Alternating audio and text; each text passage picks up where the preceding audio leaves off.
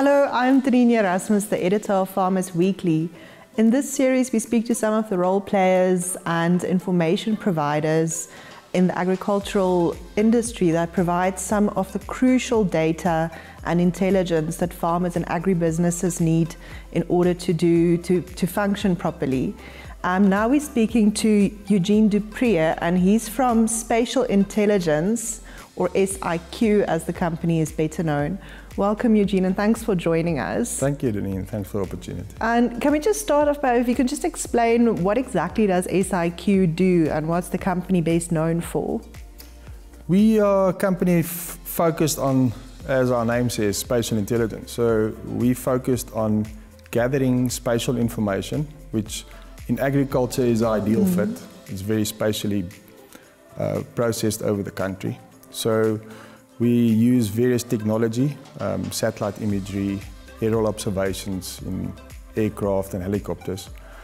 And we then use that information to statistically derive information with regards to the crop area planted, the production expected per crop type.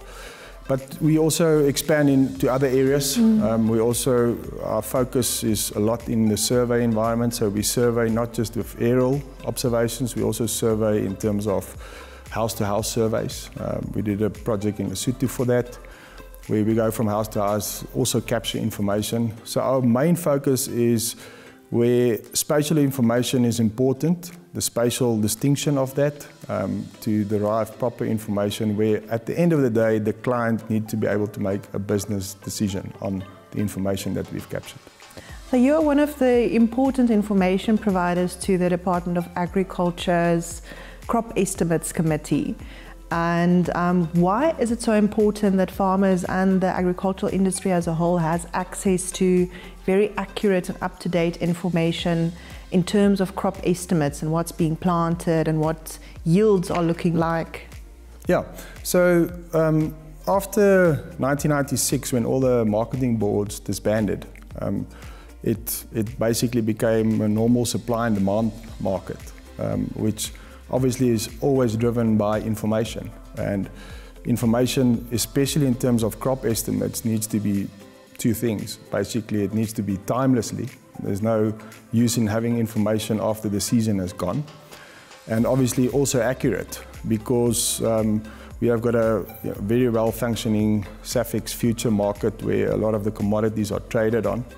And obviously that's traded on supply and demand. And we obviously give very good information with regards to the supply in terms of what the production is expected, when is it expected.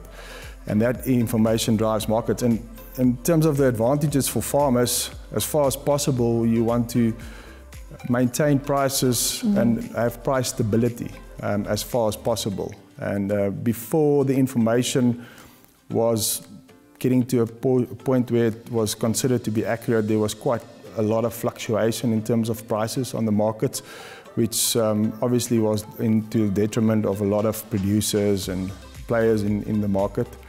And I think the information that's coming to the table now is stabilizing prices to a certain degree, and as far as possible, as far as the information side can drive prices. So I think it's had a massive impact over the last decade or so.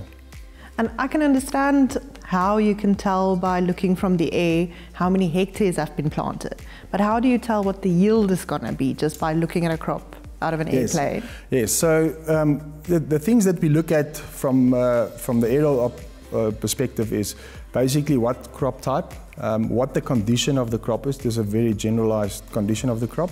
And then obviously is it dryland or irrigated, which is important for production, for yield specifically. So then we have a follow-up process where a number of fields are actually visited by a person.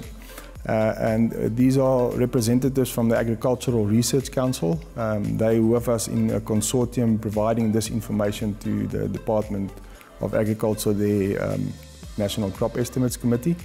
So they physically go out, do physical cobs, dry those cobs, weigh them, etc. So they do what we call an objective yield. And then also we collect information during the season from producers, where we get an idea of what their expectation is of their actual yield. So those are the two drivers of actual yield information. And for the actual observations that you do, what type of equipment and technology do you use to do those observations? Yeah, so it basically starts off in the office to derive the area that needs to be surveyed. So where do we expect farmers to plant these crops that we are looking for? So those are mapped out from satellite imagery. It's not real-time satellite imagery, it's just to give you an indication of where we should be looking for these crops. So we map out all the fields in the country. We've got approximately 14.5 million hectares of potential fields. So those could be old fields or fields that are currently being planted, etc. Then the technology on board the aircraft is we've got an observer who's typically a producer that knows the area that we are functioning in. That was actually a very important aspect of our whole methodology. That differs all over the world. There's nobody in the world that actually uses this method of aerial observation where a producer, typically who knows the area, are actually capturing the information because he can see context. Where if you just have a drone flying over it or you just have a satellite image, there's no context that can be seen. And yeah, you know, we can talk another half an hour just on that aspect. But so the technology on board is the actual observer. He's got the actual fields that was mapped out on software. We've developed all that software. He captures the information as he flies over that. And then we've got a pilot who goes out to predetermined points, which was statistically selected. And then the pilot flies from one point to another point, and the observer then captures the information. And how often are you the pilot? I try and get out into the field. Obviously, I need to manage the company from the office perspective, but I try to get out in the field, especially during the season, at least once every 2 weeks, and just get a feel of what is happening. It's good to see for myself as well. So, yeah, and I enjoy getting out into the field as well. You know, the office gets a bit boring.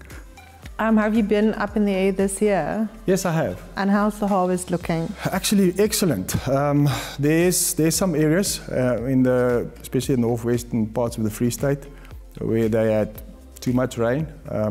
That would impact the crop to the degree that it's very difficult to determine. But generally, the crops are really looking good. So we're looking forward to a very nice season in terms of that. Eugene, thank you so much for joining us and for sharing that information, and I hope I get to go up with you at some point. Yeah, you're to have welcome. a look You at must these join crops. us. Thank you, Denene.